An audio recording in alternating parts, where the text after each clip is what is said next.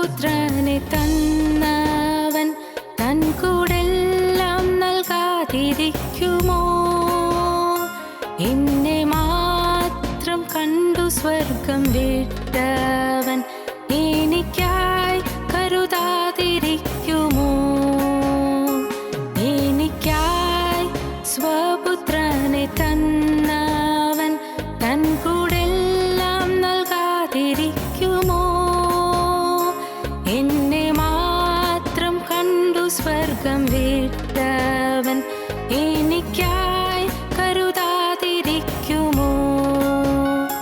Hallelujah സ്വർഗ്ഗത്തിൽ മുഴങ്ങട്ടെ, hallelujah N ഹൃദയത്തിൽ ഉയരട്ടെ.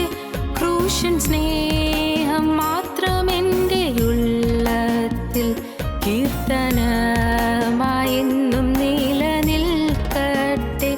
Hallelujah സ്വർഗ്ഗത്തിൽ മുഴങ്ങട്ടെ, ഹല്ലേലൂയ എൻ ഹൃദയത്തിൽ ഉയരട്ടെ. ക്രൂശൻ സ്നേഹം മാത്രം എൻ്റെ ഉള്ളത്തിൽ കീർത്തനമായെന്നും നിലനിൽക്കട്ടെ.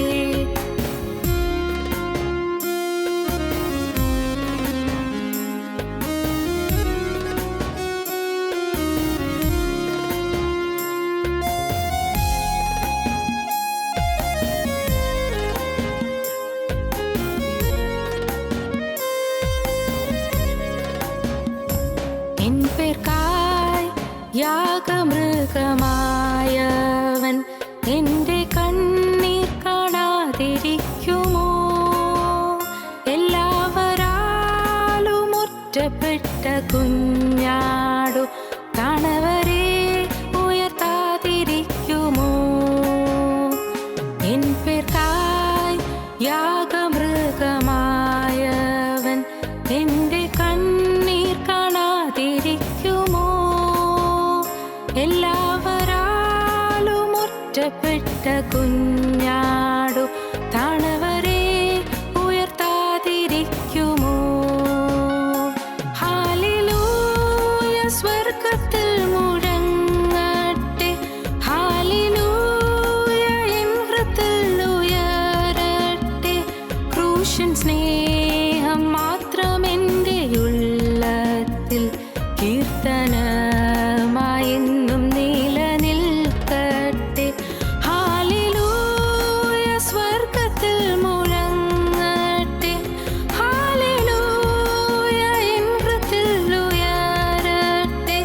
ക്രൂശൻ സ്നേഹം മാത്രം എൻ്റെ ഉള്ളത്തിൽ കീർത്തനമായെന്നും നിലനിൽക്കട്ടെ.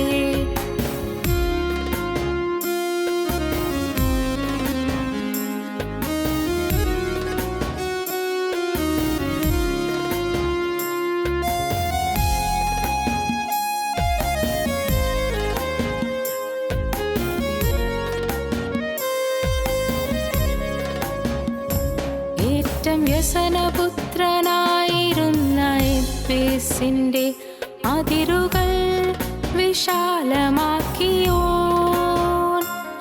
ഇസഹാക്കിനായൊരാട്ടുകൊറ്റനെ കരുതിയോൻ എനിക്കായി കരുതാതിരിക്കുമോ?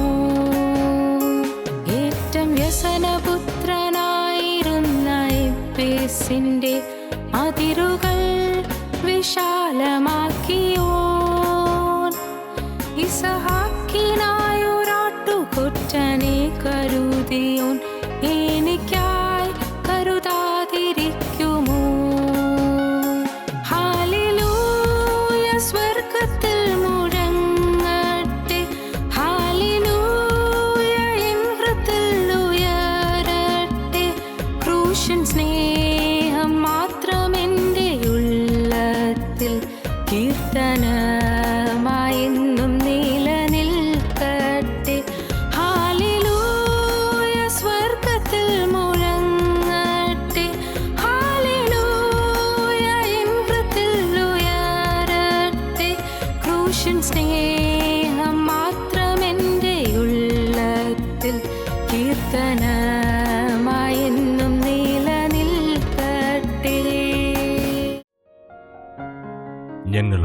ക്രൂശിക്കപ്പെട്ട ക്രിസ്തുവിനെ പ്രസംഗിക്കുന്നു. ഗലാത്യർ 5:1 സ്വാതന്ത്ര്യത്തിനായിട്ട് ക്രിസ്തു നമ്മെ സ്വതന്ത്രരാക്കി, ആകയാൽ അതിൽ ഉറച്ചു നിൽക്കുവിൻ, അടിമനുഖത്തിൽ പിന്നെയും കുടുങ്ങിപ്പോകരുത്. സ്വാതന്ത്ര്യം, അതാണ് നാം ചിന്തിച്ചു വരുന്ന വിഷയം. കഴിഞ്ഞ കുറേ മാസങ്ങളായി നാം സ്വാതന്ത്ര്യത്തെക്കുറിച്ച് ചിന്തിച്ച് വരികയായിരുന്നു. സ്വാതന്ത്ര്യത്തിനായിട്ട് ക്രിസ്തു നമ്മെ സ്വതന്ത്രരാക്കി. ക്രിസ്തുവാണ് സ്വാതന്ത്ര്യം തരുന്നത്. ക്രിസ്തു നമ്മെ സ്വതന്ത്രരാക്കി, ആകയാൽ അതിൽ ഉറച്ചു നിൽപ്പീൻ, അടിമനുഖത്തിൽ പിന്നെയും കുടുങ്ങിപ്പോകരുത്. പിന്നെയും സ്വാതന്ത്ര്യം നഷ്ടപ്പെടുത്തി കളയരുത്. സ്വാതന്ത്ര്യത്തിനായിട്ട് ക്രിസ്തു നമ്മെ സ്വതന്ത്രരാക്കി, ആകയാൽ അതിൽ ഉറച്ചു നിൽപ്പീൻ, അടിമനുഖത്തിൽ പിന്നെയും കുടുങ്ങിപ്പോകരുത്. ദൈവത്തിന് സ്തോത്രം. അനേകർ പല ചീത്ത ശീലങ്ങൾക്ക് അടിമകളാണ്. സ്വാതന്ത്ര്യമില്ല. വേണമെന്നുണ്ട്, രക്ഷപ്പെടണമെന്നുണ്ട്, പാവം മാറണമെന്നുണ്ട്, മദ്യപാനം മാറണമെന്നുണ്ട്, പക്ഷേ മാറുന്നില്ല. വേണ്ട എന്നുണ്ട്, മാറുന്നില്ല.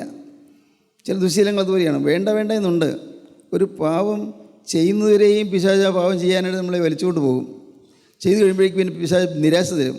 ഞാൻ എത്ര തീരുമാനിച്ചാലും ഫലമില്ല, പാവം ഞാൻ വീണു പോകും, ഞാൻ വിചാരിച്ചാൽ നടക്കില്ല. എന്നെപ്പോലുള്ളൊരാൾക്ക് പാവത്തിന് മേൽ ജയം കിട്ടുകയില്ല, സ്വാതന്ത്ര്യം കിട്ടുകയില്ല, നിരാശ വരും. പിശാചിൻ്റെ കണിയാണത്. പാവം ചെയ്യാൻ പിശാച് പ്രേരിപ്പിച്ചുകൊണ്ട് പോയി പാവം ചെയ്യിക്കും, അത്യുത്സാഹത്തോടെ കൊണ്ടുപോകും. പക്ഷെ പാവം ചെയ്ത് കഴിയുമ്പോഴോ ഭയങ്കരമായ നിരാശ. അടിമത്വമാണത്. അടിമത്വം പിശാചിൻ്റെ അടിമകളായിത്തീരുന്നു. അനേകം ആളുകളും ഇന്ന് സാത്താൻ്റെ അടിമകളാണ്. സാത്താൻ്റെ അടിമകൾ. അനേക കുടുംബങ്ങൾ സാത്താൻ്റെ അടിമത്തത്തിലാണ്.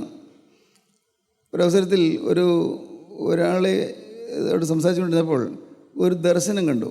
ദർശനം മറ്റൊന്നുമല്ല, ഒരു വീട്, ആ വീടിനെ ചുറ്റി പാമ്പുകൾ, വീട് ചുറ്റി പാമ്പുകളുടെ ആധിപത്യം.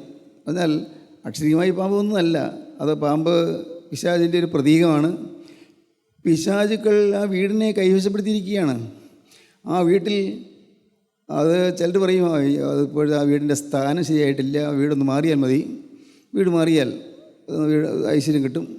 പ്രിയപ്പെട്ടവരെ, വീട് മാറിയാൽ ഐശ്വര്യം കിട്ടില്ല. വീട് മാറിയാൽ ഈ പ്രശ്നം മാറുകയുമില്ല. അല്ല, ഒന്നുകൂടി ഒരു മുറി കൂട്ടിയെടുത്താൽ പ്രശ്നം മാറും. ഇങ്ങനെയൊക്കെ ചിന്തിക്കുന്ന പാവപ്പെട്ട ആളുകളുണ്ട്. അതെല്ലാം പ്രശ്നം വയ്പ്പിച്ച് അതിന് ജ്യോത്സ്യം പറയുന്ന കണക്കനുസരിച്ചൊക്കെ വെച്ചാൽ എല്ലാം മാറിക്കോളും, വീട് ഒരു സ്ഥാനം നോക്കാതെ വീട് വെച്ചതുകൊണ്ടാണ് ഈ പ്രശ്നം വന്നതൊക്കെ പറയുന്ന ആളുകളുണ്ട്. അബദ്ധമാണ്. എന്ത് സ്ഥാനം നോക്കിയാലും ശരി, പിശാചുക്കൾ മാറുകയില്ല. പിശാചുക്കൾ ആ വീടിനെ ചുറ്റി നിൽക്കുന്നു. പാമ്പുകൾ ചുറ്റി നടക്കുന്നു, ചുറ്റി സഞ്ചരിക്കുന്നു. പാമ്പുകൾ ചുറ്റി സഞ്ചരിക്കുന്ന ആ വീട്ടിലേക്ക് അകത്തേക്ക് കിടക്കാൻ നോക്കുമ്പോൾ പാമ്പിനെ കാണുന്നില്ല, പക്ഷേ ആത്മാവ് കാണുന്നു. പാമ്പുകൾ ദൈവത്തിന് പരിശുദ്ധാത്മാവ് കാണിച്ചു തരുന്നു. അനേകരെ ഇന്ന് പാമ്പ് വളഞ്ഞിരിക്കുകയാണ്, പാമ്പ് വലയം ചെയ്തിരിക്കുകയാണ്. ചിലപ്പോൾ വല്ല പ്രേമക്കുരുക്കിലായിരിക്കും പ്രേമം, ചിലപ്പോൾ ധനത്തിൻ്റെ വഞ്ചനയിലായിരിക്കും, കള്ളക്കേസുകളോ കള്ള വ്യവഹാരങ്ങളോ അല്ലെങ്കിൽ കൊള്ളരുതാത്ത പ്രവൃത്തികളോ പുറത്തു പറയാൻ അറയ്ക്കുന്നതായ അശുദ്ധമായ ജീവിതമൊക്കെ ആയിരിക്കാം. ഓരോ തരത്തിലുള്ളതായ പാവങ്ങൾ മനുഷ്യനെ ഇങ്ങനെ വലയം ചെയ്ത് കെട്ടിയിട്ടിരിക്കുകയാണ്. സാത്താൻ അവനെ പുറത്ത് വിടുന്നില്ല, അവന് സ്വാതന്ത്ര്യം കൊടുക്കുന്നില്ല. സ്വാതന്ത്ര്യം കിട്ടാതെ അവൻ പിടിച്ചു വച്ചിരിക്കുന്നു. വചനം പറയുന്നു, സ്വാതന്ത്ര്യത്തിനായിട്ട് ക്രിസ്തു നമ്മെ സ്വതന്ത്രരാക്കി, ആകയാൽ അതിൽ ഉറച്ചു നിൽപ്പീൻ, അടിമനുഖത്തിൽ പിന്നെയും കുടുങ്ങിപ്പോകരുത്. അടിമനുഖത്തിൽ നിന്ന് കർത്താവ് വിടുവിച്ചു. കർത്താവ് അതിനുവേണ്ടി ക്രൂശിൽ മരിച്ചത്. യേശുക്രിസ്തു ക്രൂശിൽ ബന്ധിക്കപ്പെട്ടു. 3 ആണി കൊണ്ടാണ് കുരിശിനോട് ചേർത്തത്. കയറുകൊണ്ടൊന്നും കിട്ടിയിട്ടില്ല. 3 ആണി കൊണ്ട് കർത്താവിനെ ബന്ധിച്ചു.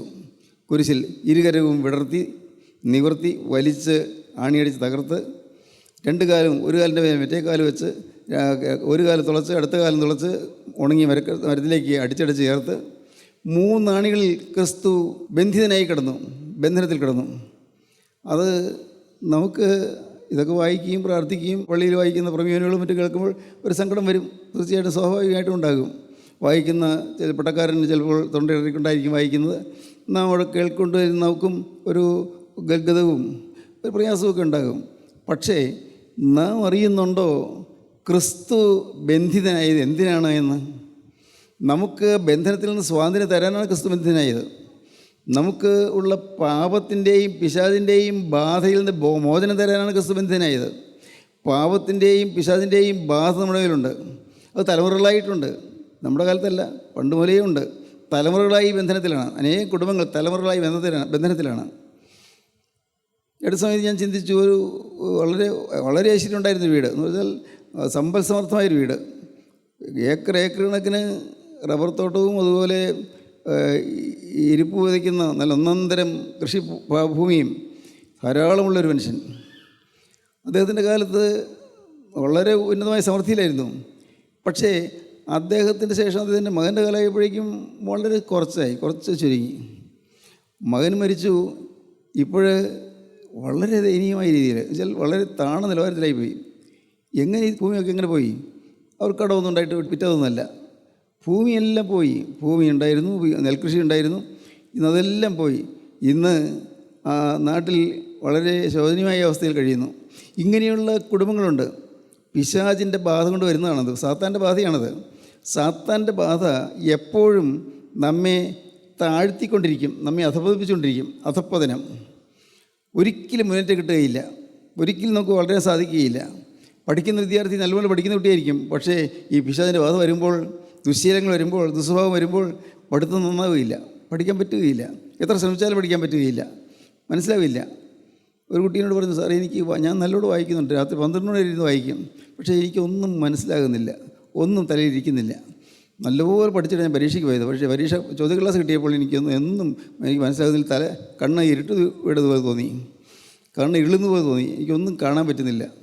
സാറേ എന്താ ഇത്, എനിക്കിങ്ങനെ വരുന്നത് എന്താണ്? 2 തവണ എഴുതി കഴിഞ്ഞു, 3ാമത്തെ തവണയും എഴുതാൻ നോക്കുകയാണ്. പക്ഷേ സാറേ എനിക്ക് സാധിക്കുന്നില്ല, എനിക്ക് ഒരു ധൈര്യം വരുന്നില്ല. ദൈവത്തിന് സ്തോത്രം. പിശാച് അനേകരിങ്ങനെ കുരുക്കിലിട്ടിരിക്കുകയാണ്. അവരുടെ ബുദ്ധിയെ മന്ദീഭവിച്ചിരിക്കുകയാണ്. അവരുടെ ഭാവിയെ ഏറ്റവും നിരാശകരമായ അവസ്ഥയിലാക്കാൻ പിശാച് പരിശ്രമിച്ചുകൊണ്ടിരിക്കുകയാണ്.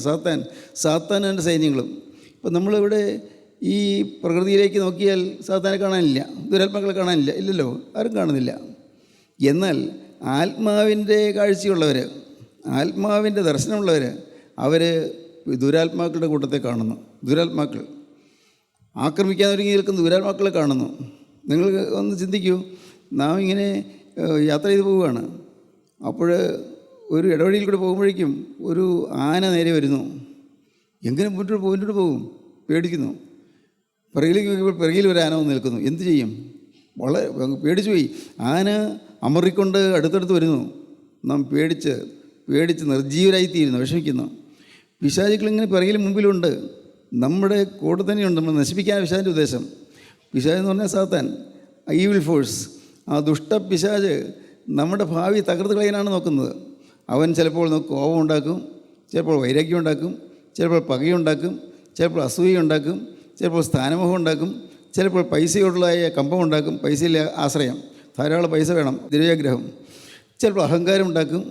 ഇങ്ങനെ ഓരോ തരത്തിൽ പിശാച് ഇങ്ങനെ നമ്മൾ വലയം ചെയ്ത് നിൽക്കുകയാണ്. പാമ്പുകൾ.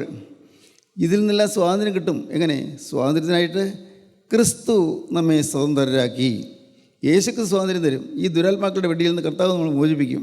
നിങ്ങൾ വിശ്വസിക്കൂ. നിങ്ങൾ വാസ്തവമായി ആഗ്രഹിക്കുകയാണെങ്കിൽ ക്രിസ്തുവിൻ്റെ അരിയത്തേക്ക് വരും. വാസ്തവമായി ആഗ്രഹിച്ചാൽ, കർത്താവെ ഈ ദുസ്വഭാവം എനിക്ക് മാറ്റി തരണം, ഇനി ഒരു ചുവട് എനിക്ക് മുമ്പോട്ട് വയ്ക്കാൻ വയ്യ, കർത്താവെ എൻ്റെ മേലുള്ള ഈ ദുർബാധ മാറ്റി തരണം. ഒരു വലിയ ബാധയാണ്. അനേകം ദുരാത്മാക്കൾ ഇങ്ങനെ ഒരു മനുഷ്യനിട്ട് ഞരട്ടിക്കൊണ്ടിരിക്കുകയാണ്, ജരിച്ചുകൊണ്ടിരിക്കുകയാണ്. അവൻ്റെ ഉരുക്കുമുഷ്ടിയിൽ നിന്ന് രക്ഷപ്പെടാൻ സാധിക്കുകയില്ല. അവൻ്റെ ഉരുക്കുമുഷ്ടിക്കകത്തായി കഴിഞ്ഞു. ഇനി ഒരു വിധത്തിൽ ഒന്നും രക്ഷപ്പെടാൻ പറ്റുകയില്ല. അത്രമാത്രം പിശാചിൻ്റെ പിടിയിലായി കഴിഞ്ഞു അനേകർ. എന്നാൽ രക്ഷപ്പെടാൻ സാധിക്കും. എങ്ങനെ? യേശുക്രിസ്തുവിനെ വിളിച്ചപേക്ഷിച്ചാൽ.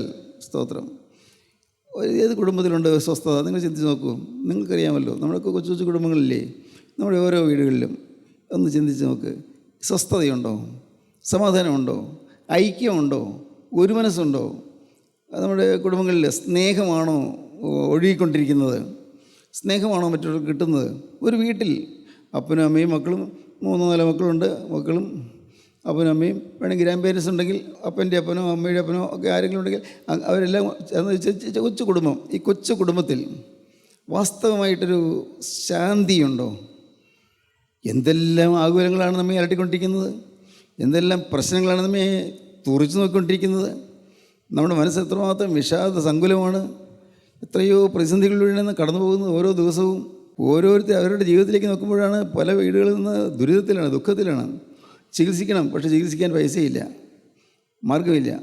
ഇന്ന് ഓരോ തരത്തിൽ വിവിധ രീതിയിൽ വിഷമിച്ച് കഴിയുന്നു. ബാങ്കിൽ നിന്ന് കടമെടുത്തു, കടം വീട്ടാൻ മാർഗം കാണുന്നില്ല. ജപ്തി നോട്ടീസായി, എന്ത് ചെയ്യും? ജപ്തിയാകാൻ പോകുന്നു.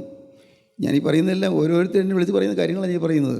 ഓരോരുത്തരും എത്രയോ ദുരിതം പിടിച്ച ഒരു ജീവിതം അനേകർക്കും. എന്നാൽ പ്രിയപ്പെട്ടവരെ, ഈ ദുരിതപൂരിതമായ ജീവിതത്തിൽ നിങ്ങൾക്ക് സ്വാതന്ത്ര്യവും സമാധാനവും തരാൻ യേശുക്രിസ്തുവിന് കഴിയും. ക്രിസ്തുവിനെ നിങ്ങൾ വിളിക്കൂ, ക്രിസ്തുവിനെ വിളിക്കൂ, അധികാരസ്ഥനായ ക്രിസ്തുവിനെ വിളിക്കൂ, സർവാധികാരമുള്ളവനായ ക്രിസ്തുവിനെ വിളിക്കൂ, ജഗൻ നിയന്താവായ ക്രിസ്തുവിനെ വിളിക്കൂ, സർവ്വ ഐശ്വര്യം തരുന്ന ക്രിസ്തുവിനെ വിളിക്കൂ. ക്രിസ്തുവിനെ വിളിക്കുക, യേശു ക്രിസ്തുവിനെ വിളിക്കുക. ക്രിസ്തു നിങ്ങളുടെ വീട്ടിലേക്ക് വരും, നിങ്ങളുടെ ഹൃദയത്തിലേക്ക് വരും. ക്രിസ്തു നിങ്ങളെ സ്വാതന്ത്ര്യത്തിലേക്ക് ആനയിക്കുകയും ചെയ്യും. സ്വാതന്ത്ര്യത്തിനായിട്ട് ക്രിസ്തുവിനെ സ്വന്തമാക്കി. ആകയാൽ അതിൽ ഉറച്ചു നിൽപ്പീൻ. അടിമനോഹത്തിൽ പിന്നെയും കുടുങ്ങിപ്പോകരുത്. ഒരു കാരണവശാലും അടിമനോഹത്തിൽ കുടുങ്ങിപ്പോകരുത്. ഞാൻ പറഞ്ഞൊന്നും ഞാൻ ഓർക്കുന്നില്ല. ഒരു സിൻബാദ് ദ സെയിലർ എന്ന് പറഞ്ഞൊരു കഥ. സിൻബാദ് ദ സെയിലർ എനിക്ക് പറഞ്ഞത് എനിക്ക് തോന്നുന്നു. സിൻബാദ് ദ സെയിലർ അറബിക്കഥയിലൊരു കഥയാണ്. സിൻബാദ് അവൻ കപ്പൽ യാത്രയ്ക്ക് പുറപ്പെട്ടു. കപ്പൽ യാത്രയ്ക്ക് പുറപ്പെട്ടു. കപ്പലിൽ പോയി. കപ്പലെവിടെ ചോദിച്ച് അതിൻ്റെ അടിയിൽ വിള്ളലുണ്ടായി. വെള്ളം നിറഞ്ഞു. കപ്പൽ താണു. അവൻ എങ്ങനെയോ രക്ഷപ്പെട്ടു. ഒരു തടിക്കഷ്ണത്തിലോ ഒരു പലകീറ്റിലോ അവൻ്റെ കൈ പിടിച്ച് നിന്ന് വെള്ളത്തിൻ്റെ ഓളങ്ങൾ തരത്തിലെ അവനെ ദ്വീപിലേക്ക് അടുപ്പിച്ചു. അവൻ ഉറക്കം തെളിയുമ്പോൾ അവൻ കാണുന്ന ഒരു മണൽത്തിട്ടാണ്. കടലോരത്തുള്ള മണൽത്തിട്ടിൽ അവൻ നോക്കിയപ്പോൾ ആരുമില്ല. ദൂരെ മഹാസമുദ്രം കിടക്കുന്നു. സമുദ്രം നോക്കിയാൽ നോക്കാത്ത ദൂരെ സമുദ്രമുണ്ട്. അവൻ ആ മണൽത്തിരുന്ന് പയ്യെ എഴുന്നേറ്റു. പയ്യെ നടന്നു. മണൽത്തിട്ടിലൂടെ നടന്നു. കുറച്ച് ചെന്നപ്പോൾ അവിടെ ചില കുറ്റിച്ചെടികളൊക്കെ നിൽക്കുന്നുണ്ട്. അവിടെ കാടുണ്ട് എന്ന് മനസ്സിലായി. പക്ഷെ വീടുകളൊന്നുമില്ല, മനുഷ്യരില്ല. അവന് ഒരു മനുഷ്യൻ പോലും ഇല്ലാത്ത ഈ ദ്വീപിൽ ഞാൻ പെട്ടുപോയല്ലോ, എന്ത് വേണ്ടു.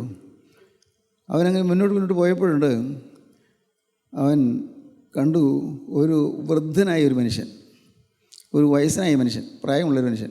ആ വൃദ്ധൻ ഒരാളെങ്കിലും കണ്ടല്ലോ, നന്നായി വിചാരിച്ചു. ഒരാളെ കണ്ടല്ലോ. ആ വൃദ്ധൻ്റെ അരികിൽ ചെന്ന് അവൻ നിന്നിട്ട് അവൻ ആ വൃദ്ധനെ നോക്കി. അപ്പോൾ വൃദ്ധൻ അവന് ആംഗ്യം കാണിച്ചു.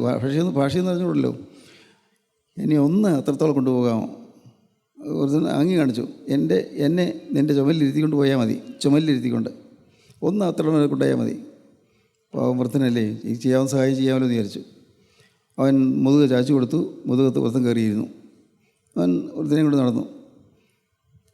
കുറേ നടന്നപ്പോഴേക്കും അവൻ്റെ കഴുത്ത് വേദനിക്കുന്നു. വയ്യ, ചുമത്തോട്ട് പോകാൻ പറ്റില്ല. അവൻ വിഷമിക്കുന്നു. അപ്പോൾ പയ്യെ അനക്കിയപ്പോഴല്ലേ വൃദ്ധൻ അനങ്ങുന്നില്ല. വൃദ്ധൻ കത്രിയപ്പൂട്ട് പോലെ കാലിങ്ങനെ രണ്ട് വശത്തേക്ക് ചേർത്ത് അവൻ്റെ കഴുത്തിൽ ഇറുകി പിടിച്ചിരിക്കുകയാണ്. അയ്യോ, ഈ വയസ്സിന് എന്തൊരു ശക്തിയാണ്, എന്തൊരു ശക്തി, ഭയങ്കരമാണല്ലോ. അവൻ കുറച്ചങ്ങോട്ട് പോയപ്പോഴേക്കും വൃദ്ധൻ്റെ ചൊൽപ്പടിക്ക് ഇങ്ങനെ കൊണ്ടുനടക്കുകയാണ്. കുറേ ചെന്നപ്പോൾ അവൻ എങ്ങനെയെങ്കിലും വൃദ്ധൻ നിർത്തിടാൻ നോക്കി. സാധ്യമല്ല.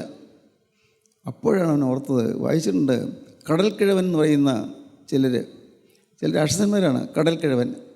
രാക്ഷസന്മാരാണ്. മനുഷ്യമാംസം പച്ചനെ തിന്നുന്നവർ രാക്ഷസന്മാർ. അയ്യോ, ഒരു കടൽക്കിഴവൻ്റെ കയ്യിൽ ഞാൻ ഏർപ്പെട്ടു പോയല്ലോ. എൻ്റെ ബലം ക്ഷയിപ്പിച്ച് എന്നെ കൊന്നു തിന്നാനാണല്ലോ ഇവൻ കൊണ്ടുപോകുന്നത് എന്ന് പാവം സിൻബാദ് ഓർത്തു. എന്നിട്ട് സിൻബാദ് നോക്കുമ്പോഴുണ്ട്, ഒരു ഭാഗത്ത് ചെന്നപ്പോൾ ഈ വൃദ്ധൻ ഒരു ചെടിയുടെ പഴം, നല്ല തുടുത്ത് ചുവന്ന പഴം നിൽക്കുന്നത് കണ്ട് വൃദ്ധൻ അത് പറിച്ച് തിന്നാൻ തുടങ്ങി. അപ്പോൾ വൃദ്ധൻ പറിച്ച് തിന്നുകൊണ്ടിരിക്കുമ്പോൾ വൃദ്ധൻ്റെ ശക്തി കുറയുന്ന പോലെ തോന്നി. കാരണം എന്തോ ഒരു ലഹരിയുള്ളൊരു സാധനമാണത്, ലഹരിപ്പിക്കുന്ന ഒരു വസ്തുവാണ്. അവൻ മുന്നോട്ട് നീങ്ങാതെ അവിടെ തന്നെ വൃദ്ധൻ നിർത്തി. വൃദ്ധൻ ഇഷ്ടംപോലെ കഴിച്ചു, ധാരാളം കഴിച്ചു കഴിഞ്ഞപ്പോൾ വൃദ്ധൻ്റെ ബലം കുറഞ്ഞു. കാരണം ഈ ലഹരി പിടിക്കുമ്പോൾ പിന്നെ ശക്തി കുറയുമല്ലോ. ലഹരി പിടിച്ചു, മത്തു പിടിച്ചു. ആ തക്കം നോക്കി ഇവൻ പെട്ടെന്ന് കുതറി താഴെ ചാടി. അവൻ ഒരു വലിയ കല്ലെടുത്തുകൊണ്ട് വൃദ്ധനെ എറിഞ്ഞു, ആ വൃദ്ധനെ കൊന്നു. ഇതാണ് അറബി കഥയിലൊരു കഥയാണിത്. നിങ്ങൾ വായിച്ചിട്ടുണ്ടാകും, അറബി കഥകൾ എന്നുള്ള പുസ്തകത്തിൽ വായിച്ചിട്ടുണ്ടാകും. ഇത് ചിലർ മനസ്സിലാക്കുന്നില്ല. കഴുത്തിലൊരു രാക്ഷസൻ കയറി ഇരിപ്പുണ്ട്. കഴുത്തിൽ രാക്ഷസൻ. നമ്മൾ പലരുടെയും ജീവിതത്തിൽ ഈ രാക്ഷസൻ ഉണ്ടെന്ന് നമ്മൾ അറിയുന്നില്ല. രാക്ഷസ പ്രകൃതി, ദുഷ്ടപ്രകൃതി, ക്രൂരപ്രകൃതി, കഠിന മനസ്സ്, ഇതെല്ലാം ഈ ദുഷ്ടനായ പൈശാചികൻ്റെ ലഹരിപ്പിക്കുന്ന ശക്തിയാണ്. നമ്മൾ മനസ്സിലാക്കണം, എൻ്റെ മേലുള്ള ദുഷ്ടൻ ആരാണ്? എൻ്റെ ചുമലിൽ കയറിയിരിക്കുന്ന ദുഷ്ടൻ ആരാണ് എൻ്റെ സ്വാധീനം നഷ്ടപ്പെടുത്തിയിരിക്കുന്നത്? എൻ്റെ സ്വാധീനം നഷ്ടപ്പെടുത്തിയിരിക്കുന്നത് ദുഷ്ടപിശാചാണ്. വൃദ്ധനായ ആ കിഴവൻ, കടൽക്കിഴവൻ എന്നതുപോലെ ഇന്ന് ചില പൈശാചിക ബന്ധനങ്ങൾ എൻ്റെ മേലുണ്ട്. സാത്താൻ്റെ ദൂതന്മാർ എൻ്റെ മേൽ കടന്നിരിക്കുന്നു, എന്നെ ഞെരിച്ചുകൊണ്ടിരിക്കുന്നു, എന്നെ ഞെരുക്കിക്കൊണ്ടിരിക്കുന്നു. ഇത് മനസ്സിലാക്കുകയാണെങ്കിൽ നമുക്ക് നമ്മെ തന്നെ കാണാൻ പറ്റും. നമുക്ക് ചിലപ്പോൾ ഒരു കാര്യമില്ലാതെ മുഷിച്ചിൽ വരും, ചിലപ്പോൾ നിരാശ വരും, ചിലപ്പോൾ ഒരു അസ്വസ്ഥത തോന്നും. ഒരു പ്രത്യേക കാരണമൊന്നുമില്ല. എന്തിനാണ് ഞാൻ നിരാശപ്പെട്ടത് അറിയാൻ പാടില്ല, എന്തിനാണ് ഞാൻ കോപിച്ചത് അറിയാൻ പാടില്ല. ഇങ്ങനെ നമ്മുടെ സ്വഭാവത്തിൽ വരുന്ന വ്യതിയാനങ്ങൾ നാം പലപ്പോഴും കാണാറില്ല, നോക്കാറില്ല. എന്നാൽ നമ്മുടെ ഓരോരുത്തരുടെയും ജീവിതത്തിൽ ഇങ്ങനെ ദുഷ്ടനായി പൈശാചികൻ കയറി ആക്രമിച്ച് നമ്മെ അടയപ്പെടുത്തി നമ്മെ ദുരിതത്തിൽ ആഴ്ത്തുന്നുണ്ട്. ദൈവത്തിന് സ്തോത്രം. കർത്താവ് പറയുന്നു, കർത്താവിൻ്റെ വചനം പറയുന്നു, സ്വാതന്ത്ര്യത്തിനായിട്ട് ക്രിസ്തു നമ്മെ സ്വതന്ത്രരാക്കി, ആകയാൽ അതിൽ ഉറച്ചു നിൽപ്പീൻ. അടിമനുഖത്തിൽ പിന്നെയും കുടുങ്ങിപ്പോകരുത്. ഇനി അടിമനുഖത്തിലേക്ക് പോകരുത്. അടിമനുഖത്തിൽ നിന്ന് കർത്താവ് വീണ്ടെടുത്തതാണ്. അടിമനുഖത്തിൽ നിന്ന്, നുഖത്തിൽ കയറുകൊണ്ട് കെട്ടി കാളയെ 2 വശത്ത് നിർത്തി നുഖം 2 കാളയെ കഴുത്തിൽ വെച്ച് ആ നുഖത്തിൽ വെച്ച് കെട്ടിയിരിക്കുന്ന അമയക്കയറ് അങ്ങ് അഴിഞ്ഞു പോയാൽ എന്തായിരിക്കും? കാളയ്ക്ക് ഇഷ്ടം പോലെ പോകാമല്ലോ. എന്നതുപോലെ ഇന്ന് അനേകർ നുഖത്തിൻ്റെ കീഴിലാണ്. നുഖം, ഈ നുഖത്തിൻ്റെ കീഴിലാണ് അനേകർ. അത് നാം തന്നെ തിരിച്ചറിയണം. മറ്റാരും പറഞ്ഞല്ല, എനിക്ക് തന്നെ മനസ്സിലാക്കണം എൻ്റെ മേലുള്ള നുഖം ഏതൊക്കെയാണ്, എന്നെ ബന്ധിച്ചിരിക്കുന്ന എൻ്റെ ബന്ധനങ്ങൾ എന്തെല്ലാമാണ്, എൻ്റെ മേലുള്ളതായ പൈശാചിക ശാപങ്ങൾ എന്തെല്ലാമാണ്. പ്രിയപ്പെട്ടവരെ, നിങ്ങൾ മനസ്സിലാക്കൂ, പൂർവിക കാലം മുതലേ നമ്മുടെ ഓരോരുത്തരുടെ മേലുണ്ട്. പൂർവിക കാലം മുതൽ, കാരണവന്മാരുടെ കാലം മുതലേ തലമുറയായി ബാധിച്ചു വരുന്നതായി ചില ദുഷ്ടപിശാചുക്കളുടെ ബാധയുണ്ട്, ബന്ധനമുണ്ട്. തലമുറകളായിട്ട് വരികയാണ്. തലമുറ കഴിഞ്ഞു, ഒരു തലമുറ കഴിഞ്ഞു, അടുത്ത തലമുറയായി, ഇങ്ങനെ തലമുറകളായി മാറി മാറി വരുന്നു. ഓരോ തലമുറയിലേക്കും ഈ ദുഷ്ടപിശാചുക്കൾ മനുഷ്യൻ ആധിപത്യം നടത്തുന്നു. അതുകൊണ്ടാണ് ചെറുപ്പക്കാർ അവർ കഞ്ചാവിൻ്റെയും മദ്യത്തിൻ്റെയൊക്കെ അടിമകളായിത്തീരുന്നത്. കാരണം ഉമ്മയുടെ കാലം മുതലുള്ള ചില അനർത്ഥങ്ങളൊന്നും ചേരുന്നതാണ്. ചെറുപ്പക്കാർ ഞാൻ കഴിഞ്ഞ പ്രാവശ്യം പറഞ്ഞതുപോലെ ഈ ഗേൾ ഫ്രണ്ടും ബോയ് ഫ്രണ്ടും ഒക്കെ ആയിട്ട് അങ്ങനെ ഈ കോളേജിൽ വരുന്നത് ബോയ് ഫ്രണ്ടാകാനോ അല്ലെങ്കിൽ ഗേൾ ഫ്രണ്ടാകാനോ ഒരു പറ്റിയ ഇണയെ കണ്ടെത്താൻ വരുന്ന പോലെയാണ്. പഠിക്കുകയല്ല അവരുടെ ജോലി, പഠിക്കില്ല. 33 കൊല്ലം കോളേജിലേക്കുള്ള ഞാൻ പഠിപ്പിച്ചതല്ലേ, എനിക്കറിയാമല്ലോ. പലർക്കും പഠിക്കാൻ താല്പര്യമില്ല. കെമിസ്ട്രി ഡിപ്പാർട്ട്മെൻറ്റിലെ ഒരു അധ്യാപകൻ എന്നോട് വന്ന് പറഞ്ഞു, ഞാൻ പ്രിൻസിപ്പലായിരുന്നപ്പോൾ എന്നോട് പറഞ്ഞു, സാറേ ആ ക്ലാസ്സിൽ പോകാൻ എന്നെക്കൂടെ വയ്യ, അശേഷം ശാന്തമായിട്ടായിരിക്കില്ല. ഞാൻ ഈ കെമിസ്ട്രിയിലെ കാര്യങ്ങളൊക്കെ പറഞ്ഞു കൊടുക്കുമ്പോൾ അവർ ഒന്നും ശ്രദ്ധിക്കുന്നില്ല, ഞാൻ എന്ത് ചെയ്യും? ഞാൻ പറഞ്ഞു, അങ്ങനെ നമ്മൾ നിരാശപ്പെടേണ്ട, നമുക്ക് അങ്ങനെയുള്ള പിള്ളേർ ആരുണ്ടെന്ന് നോക്കാം, നമുക്ക് നോക്കി കണ്ടുപിടിക്കാം, അവരെ ഒന്ന് ഉപദേശിച്ച് നോക്കാം. ഞാൻ ചില പിള്ളേരെ വിളിച്ചു, കെമിസ്ട്രി ഡിപ്പാർട്ട്മെൻറ്റിൽ കെമിസ്ട്രി BSc പഠിക്കുന്ന കുട്ടികളാണ്. വിളിച്ചു, ഞാൻ പറഞ്ഞു, നിങ്ങളെ തന്നെ നശിപ്പിക്കാൻ നിങ്ങൾക്ക് അറിയാമോ? നിങ്ങൾ പഠിച്ചില്ലെങ്കിൽ സാറിനൊരു കുഴപ്പമൊന്നുമില്ല, നിങ്ങൾ ഉഴപ്പിയാൽ സാറിനൊരു നഷ്ടമില്ല. നഷ്ടം നിങ്ങൾക്കാണ്. നിങ്ങൾ പിന്നീടിരുന്ന് നിങ്ങൾ ദുഃഖിക്കേണ്ടി വരും. നിങ്ങളിപ്പോൾ ഉഴപ്പാം, ഇപ്പോൾ നിങ്ങൾക്ക് ഡെസ്കിൻ്റെ അടിയിൽ കൂടി ചീത്ത പടങ്ങൾ കൈമാറാം. അങ്ങനെയൊക്കെ ഉണ്ട്, പിള്ളേർക്ക് അങ്ങനെ പരിപാടിയുണ്ട്. സാറ് കാണില്ല, സാറ് അവിടെ ലെക്ചർ ചെയ്തുകൊണ്ടിരിക്കും, അല്ലെങ്കിൽ ബോർഡിൽ എഴുതിക്കൊണ്ടിരിക്കും. പക്ഷേ ഇവൻ അടിയിൽ കൂടി, ഡെസ്കിൻ്റെ അടിയിൽ കൂടി അടുത്ത ആൾക്ക് കൊടുക്കും ചീത്തപ്പടം. കണ്ടാൽ വൃത്തികെട്ട പടം വെച്ചാൽ വൃത്തികെട്ട പടങ്ങൾ, ബ്ലൂ ഫിലിംസൊക്കെ പറയുമായിരിക്കും. അത് കൊടുത്തു, അവൻ മറ്റവൻ കൊടുത്തു, ഇങ്ങനെ ക്ലാസ്സിലാകെ വിതരണം ചെയ്തുകൊണ്ടിരിക്കുക. ഇതൊന്നും പാവം സാർ അറിയുന്നില്ല. ഇടയ്ക്ക് ഈ ചിലർ ഇത് കാണുമ്പോൾ അവർ ചിരിക്കുമ്പോൾ സാറ് തിരിഞ്ഞു നോക്കുമ്പോഴേക്കും ചിരി നിർത്തും, പെട്ടെന്ന് ഗൗരവമായിട്ടിരുന്ന് ശ്രദ്ധിക്കുന്ന പോലെ കാണിക്കും. ഇങ്ങനെയെല്ലാം ഞാൻ പറഞ്ഞു, മോനെ ഇതുകൊണ്ട് നഷ്ടമല്ലേ, നിനക്കല്ലേ നഷ്ടം, സാറിന് നഷ്ടമൊന്നുമില്ല, സാറിൻ്റെ ശമ്പളം കുറയൊന്നുമില്ല, നീ എത്ര ഉഴപ്പിയാലും സാറിൻ്റെ ശമ്പളം കുറയില്ല, നിനക്കാണ് നഷ്ടം വരുന്നത്, നിനക്ക് നഷ്ടം. ഭാഗ്യവശാൽ അന്ന് ഞാൻ പറഞ്ഞ ഉപദേശം അവൻ സ്വീകരിച്ചു, നന്നായി പിന്നെ പഠിച്ചു, നന്നായി നല്ല നിലയിലായി. ഞാൻ പറഞ്ഞത്, ഇങ്ങനെയുള്ള ചില വൃത്തികെട്ട കാര്യങ്ങളിലേക്ക് നമ്മുടെ കുട്ടികൾ പോകുന്നു. എത്ര കുട്ടികളാണ് ഈ വിലയേറിയ സമയം പാഴാക്കുന്നത്? ഫുട്ബോൾ കളി കണ്ടും ക്രിക്കറ്റ് കളി കണ്ടും എത്രയോ സമയം നഷ്ടപ്പെടുത്തുന്നു. അത് മാത്രമല്ല, ചിലർ വീഡിയോ ഗെയിംസ് അതൊക്കെ എന്ത് അബദ്ധമാണ്, മണ്ടത്തരമാണ്. സമയം പോവുക, സമയം നഷ്ടപ്പെടുക. ഇതൊന്നും പിള്ളേർക്ക് അറിഞ്ഞുകൂടാ, മക്കൾക്ക് ഇതൊന്നും അറിഞ്ഞുകൂടാ. ഇങ്ങനെ പലതരത്തിലുള്ളതായ ദുഷ്പ്രവണതകളുടെ വേലിയേറ്റം കൊണ്ട് തലമുറകൾ നശിക്കുകയാണ്. തലമുറകൾ നശിച്ച് തീർന്നുകൊണ്ടിരിക്കുകയാണ്. അത് നമുക്ക് വരാതിരിക്കണം. അതിനാണ് പറയുന്നത്, സ്വാതന്ത്ര്യത്തിനായിട്ട് ക്രിസ്തു നമ്മെ സ്വതന്ത്രരാക്കി, ആകയാൽ അതിൽ ഉറച്ചു നിൽപ്പീൻ. അടിമനുഖത്തിൽ പിന്നെയും കുടുങ്ങിപ്പോകരുത്. ദൈവത്തിന് സ്തോത്രം. അടിമനുഖത്തിലേക്ക് കുടുങ്ങിപ്പോകാൻ ഇടവരരുത്. നമ്മുടെ ജീവിതത്തിൽ പാപത്തിൽ നിന്ന് സ്വാതന്ത്ര്യം കിട്ടുന്നുണ്ട്, നമ്മുടെ ജീവിതത്തിൽ ശാപത്തിന് സ്വാതന്ത്ര്യം കിട്ടുന്നുണ്ട്, നമ്മുടെ ജീവിതത്തിൽ സ്വഭാവത്തിന് സ്വാതന്ത്ര്യം കിട്ടുന്നുണ്ട്. നമ്മുടെ ജീവിതത്തിൽ സ്വാതന്ത്ര്യം കിട്ടുന്നതായി അനേകം കാര്യങ്ങളുണ്ട്. ദൈവത്തിന് സ്തോത്രം. നമ്മുടെ ജീവിതത്തിലെ എല്ലാ ബന്ധനങ്ങളും അഴിഞ്ഞ് സ്വതന്ത്രരായി തീരാൻ നിങ്ങൾ ആഗ്രഹിക്കണം. സ്വതന്ത്രരായി തീരാൻ നിങ്ങൾ തീരുമാനമെടുത്താൽ സാധിക്കാൻ കർത്താവ് തരും കേട്ടോ, കൃപ തരും, സംശയിക്കേണ്ട. തീരുമാനം എടുത്തോ, കർത്താവ് അതിയായി സന്തോഷിക്കും. കർത്താവിനുള്ള സകല കൃപയും തരും, പേടിക്കണ്ട. കിട്ടും. അയ്യോ എന്നെക്കൂടെ സാധിക്കുമോ, ഞാൻ തോറ്റുപോയില്ലേ? പേടിക്കണ്ട, തോറ്റുപോകില്ല. ദൈവം നിങ്ങൾക്ക് ജയിക്കാനുള്ള കൃപ തരും. കർത്താവിലേക്ക് നിങ്ങൾ ഏൽപ്പിച്ചു കൊടുക്കണം. കർത്താവിൻ്റെ കരങ്ങളിലേക്ക് ഏൽപ്പിച്ചു കൊടുക്കുക. കർത്താവേ, ഇനിമേലിൽ ഒരശുദ്ധി എന്നെ തൊടുകയില്ല. പൈശാചിക ശക്തി ഞാൻ ഉപേക്ഷിക്കുന്നു, സാത്താനെ ഞാൻ ഉപേക്ഷിക്കുന്നു. വിശാംബരാനെ ഞാൻ നിന്നെ സ്വീകരിക്കുന്നു. ഞാൻ എൻ്റെ ഹൃദയം കൊണ്ട്, ഉള്ളം കൊണ്ട് നിന്നെ സ്വീകരിക്കുന്നു. യേശുക്രിസ്തുവിനെ സ്വീകരിച്ചുകൊണ്ട് ഇന്ന് നിങ്ങൾ തീരുമാനമെടുക്കുകയാണെങ്കിൽ നിങ്ങളുടെ ജീവിതം ഇന്നു മുതൽ ഭാഗ്യകരമായിരിക്കും. ഭാഗ്യകരമായ അനുഭവങ്ങൾ നിങ്ങൾക്ക് ലഭിക്കും. സ്വർഗ്ഗം നിങ്ങൾ പ്രസാദിക്കും. യേശുക്രിസ്തുവിൻ്റെ കൃപ നിങ്ങളുടെ മേൽ വരും, പ്രകാശം നിങ്ങളുടെ മേൽ വരും. അന്ധകാരം മുഴുവൻ മാറിപ്പോകും. എന്തോ ഒരു സൗഭാഗ്യ ജീവിതം, സ്നേഹമുള്ള ജീവിതം. കുടുംബം സ്നേഹമായി തീരും. ഭാര്യ ഭർത്താവ് ഒരു ഹൃദയമായി തീരും. മക്കളും മാതാപിതാക്കളും ഒരു ഹൃദയമായി തീരും. നിങ്ങളെ നശിപ്പിക്കുന്ന, നിങ്ങളെ ഹിംസിക്കുന്ന, നിങ്ങളെ വിഴുങ്ങിക്കളയുന്ന പാവത്തെ നിങ്ങൾ ഉപേക്ഷിച്ചാൽ മാത്രം മതി. നിങ്ങളെ ദൈവത്തിൽ നിന്ന് അകറ്റുന്നതായ പാവത്തെയെല്ലാം ഉപേക്ഷിച്ചാൽ നിങ്ങൾക്ക് ഇന്നു മുതൽ പുതിയ സൃഷ്ടിയായി ജീവിക്കാം. ഇന്നു മുതൽ, ഈ നിമിഷം മുതൽ ദൈവത്തിൻ്റെ അനുഗ്രഹം നിങ്ങൾക്ക് ലഭിക്കും. ദൈവം നിങ്ങളെ അനുഗ്രഹിക്കും. ആത്മീയമായ അനുഗ്രഹങ്ങളുടെ സമ്പത്തിലേക്ക് ദൈവം നിങ്ങളെ ആനയിക്കും. നിങ്ങൾക്ക് ശുഭഭാവി വരും. നിങ്ങൾക്ക് അവസാനം മരണം കഴിഞ്ഞ് നിത്യജീവൻ്റെ ഉറപ്പും തരും. നിത്യജീവനിലേക്ക് നിങ്ങൾ പ്രവേശിപ്പിക്കും. കർത്താവായ യേശു വീണ്ടും വരുമ്പോൾ അവൻ്റെ സന്നിധിയിലേക്ക് പറന്നു വരുന്ന വിശുദ്ധന്മാരുടെ നിലയിൽ ഇപ്പം നിങ്ങൾക്ക് സാധിക്കും. ഒരേ ഒരു കാര്യം മാത്രം, കർത്താവേ, നിൻ്റെ ചങ്ക് തുറന്നൊഴിയത് രക്തത്താൽ എന്നെ കഴുകണമേ. തിരുവാൽ നിന്നൊഴിയത് രക്തത്താൽ എന്നെ കഴുകണമേ. യേശുവേ, നിൻ്റെ കൈകളിൽ നിന്നും കാലുകളിൽ നിന്നും ഒഴി വന്നതായ തിരക്തത്താൽ എന്നെ കഴുകണമേ. നാഥ, നിൻ്റെ തിരക്തത്താൽ എന്നെ കഴുകണമേ എന്ന് പ്രാർത്ഥിക്കുക. മുഴുവനായി കഴുകട്ടെ. പ്രാർത്ഥിക്കുമ്പോൾ കർത്താവിൻ്റെ കൃപ നിങ്ങളുടെ മേൽ വരും. വിശ്വസിക്കൂ. നിങ്ങൾ പ്രാർത്ഥിക്കുമ്പോൾ കർത്താവിൻ്റെ കൃപ നിങ്ങളുടെ മേൽ വരികയും നിങ്ങൾക്ക് അനുഗ്രഹം തരികയും ചെയ്യും. നിങ്ങളുടെ മക്കൾ അനുഗ്രഹിക്കപ്പെട്ടവരായി തീരും. നിങ്ങളുടെ ഭാര്യ, നിങ്ങളുടെ ഭർത്താവ് അനുഗ്രഹിക്കപ്പെട്ടവരായി തീരും.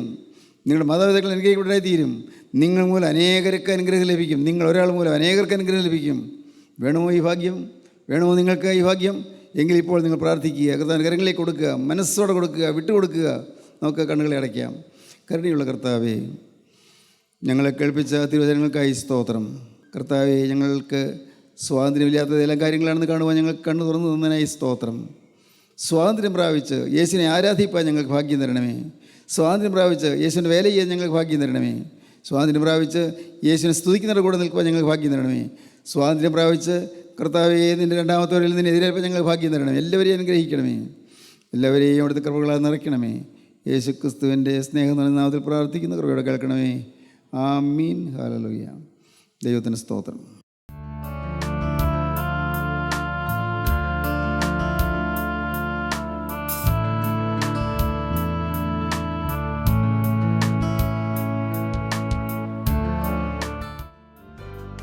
അമൃതധാര എല്ലാ ശനിയാഴ്ചയും രാവിലെ 6:30 മുതൽ 7 മണി വരെ നിങ്ങളുടെ സൂര്യ TV-യിൽ.